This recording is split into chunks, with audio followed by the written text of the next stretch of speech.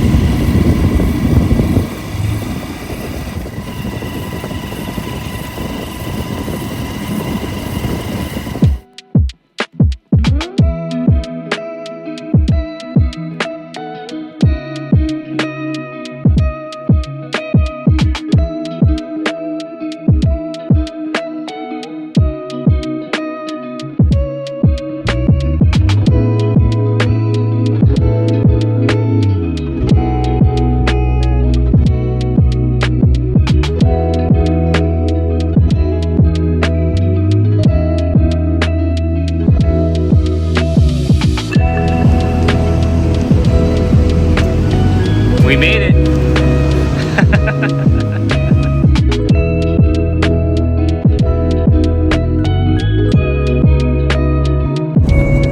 It's a preso virgin. Susun dalaga. See?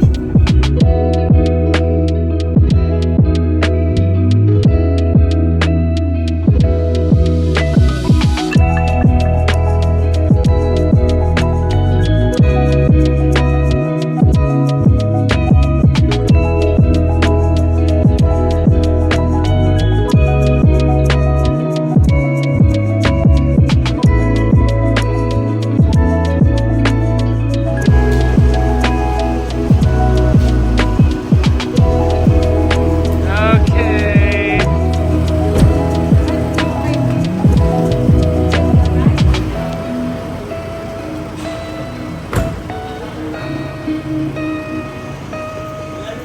Love you. Next time. See you again.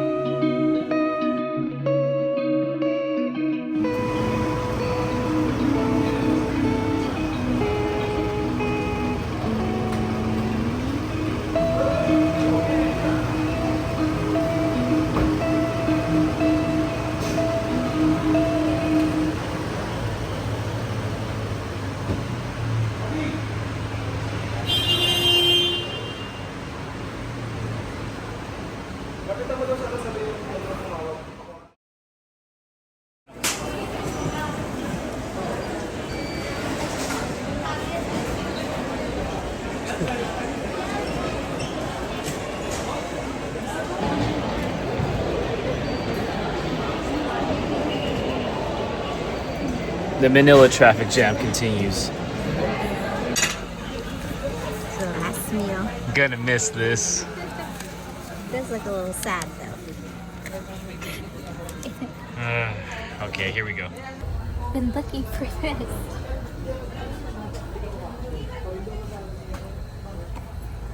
If you know, you know.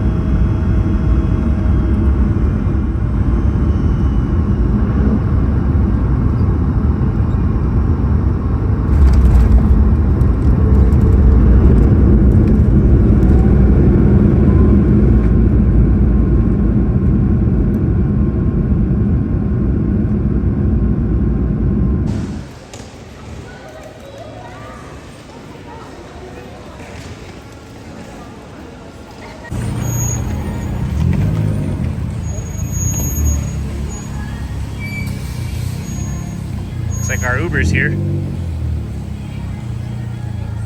Oh, she's sleeping. What up? I was like, so excited to see her. And I was like, aw. Well, she said hi. Hey, what's up, dude? What up, man? Welcome back.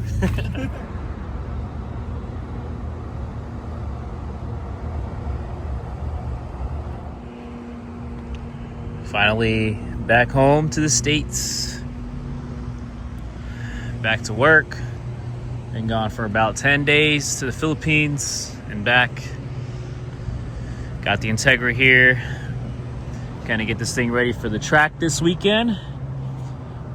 Hitting up streets of Willow. Still got some things to do here.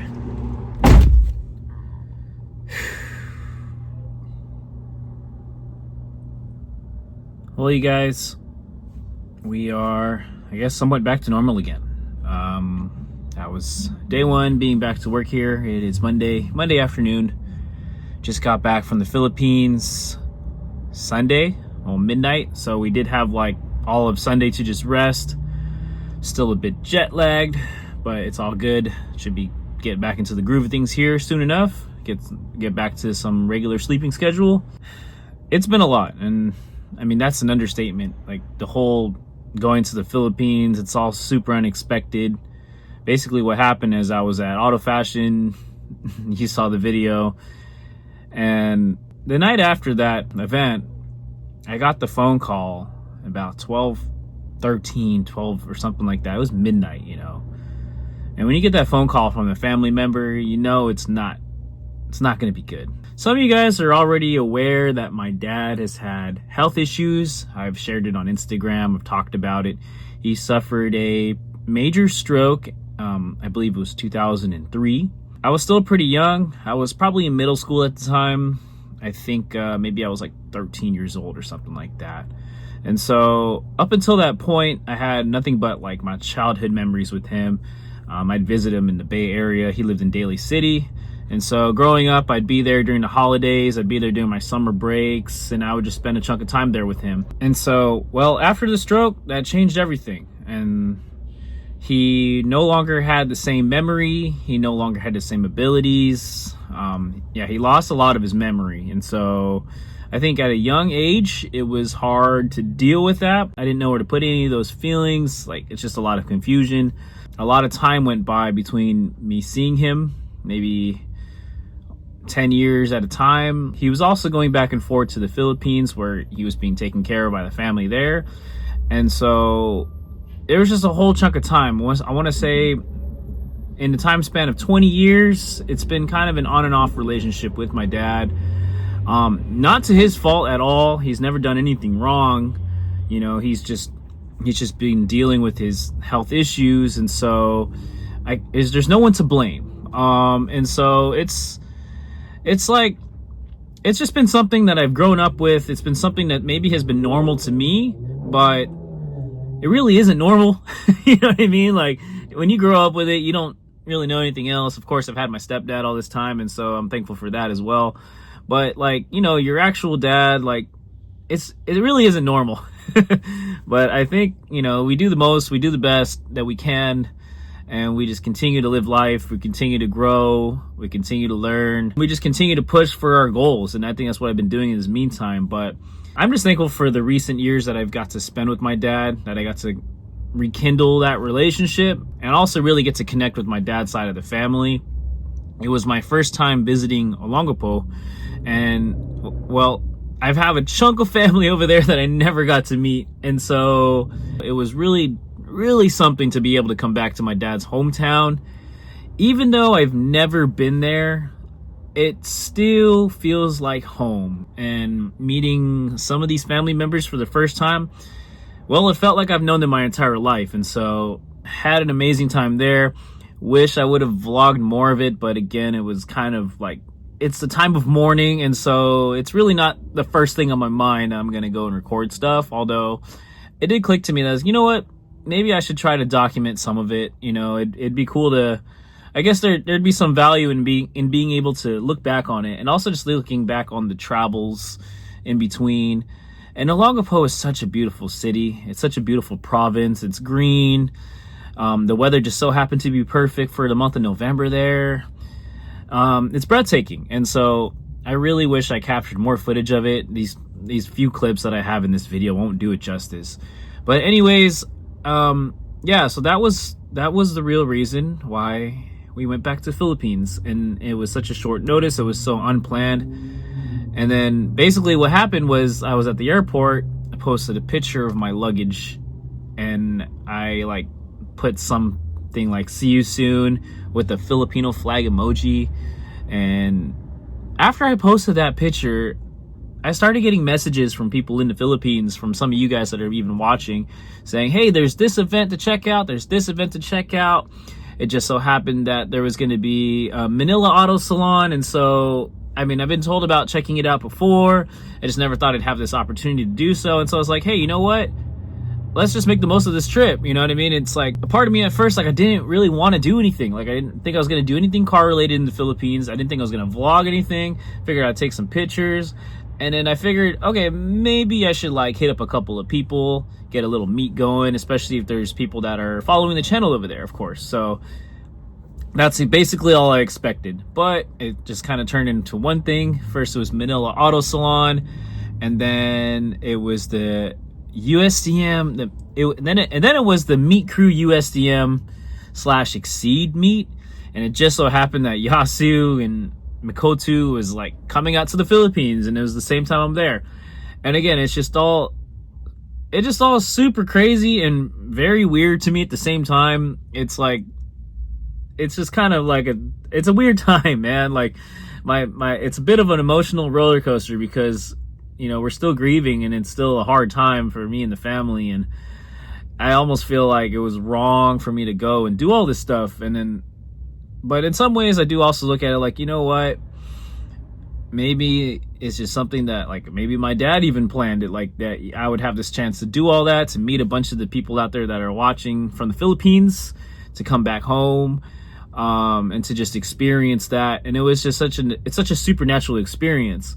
And I really do feel like all the love and support and the positive thoughts and energy that came from everyone in the Philippines that was there, and also everywhere, like even back at home, like a lot of you have left your greetings, like sending your condolences, and all of that just goes a super long way. I saw your guys' comments. Of course, you know, I see it all. Even if I don't reply to it, like, thank you so much. I truly appreciate you guys. You guys are all wonderful people. And so, seriously, like, you guys have a part of all of this for me personally, as far as like really just healing from this and recovering during this time of mourning. I do feel like it's the support from all of you guys, wherever you're watching from, that has helped myself get through this. And I think my family also sees what I've been doing now, and I think they also are proud of it, you know, and they appreciate it. And so I think my dad also would say the same thing. One of the things that I just read right now, and I think this holds true, is that grief is not linear. It kind of has its waves. This also is kind of a similar experience when Cindy's dad passed. We did go through that about a few years ago, 2022, I believe.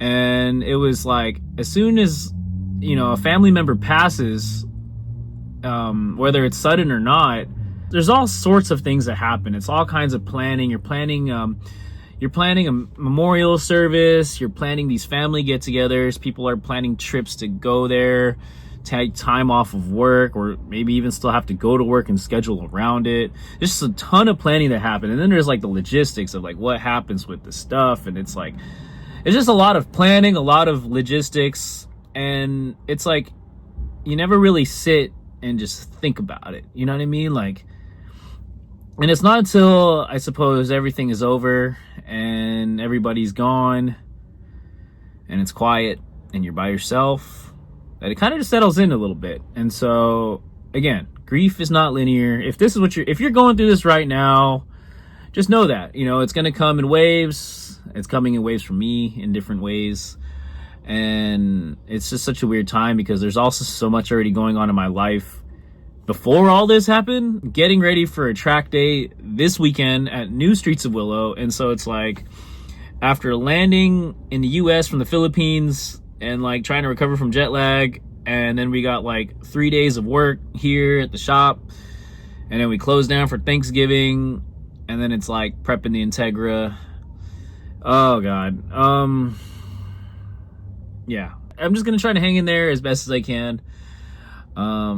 Anyways, if there's anything you took away from this video, it's just thank you. I hope you guys enjoyed this video. Even if whether you watched it or not, it's kind of different. I'm trying to open up a little bit on some of the stuff that I'm going through right now.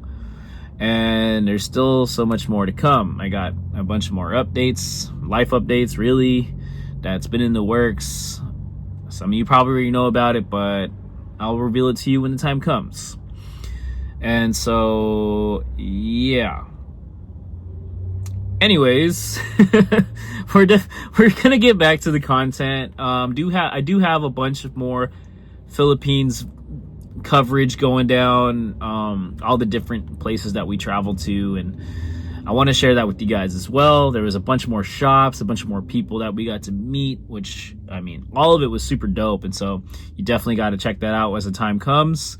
We'll also keep you guys up to date with Streets of Willow, with the Integra, everything that's going on back at home here in the US and beyond. So with that being said, you know what? That's enough from me. It's time to get out of here.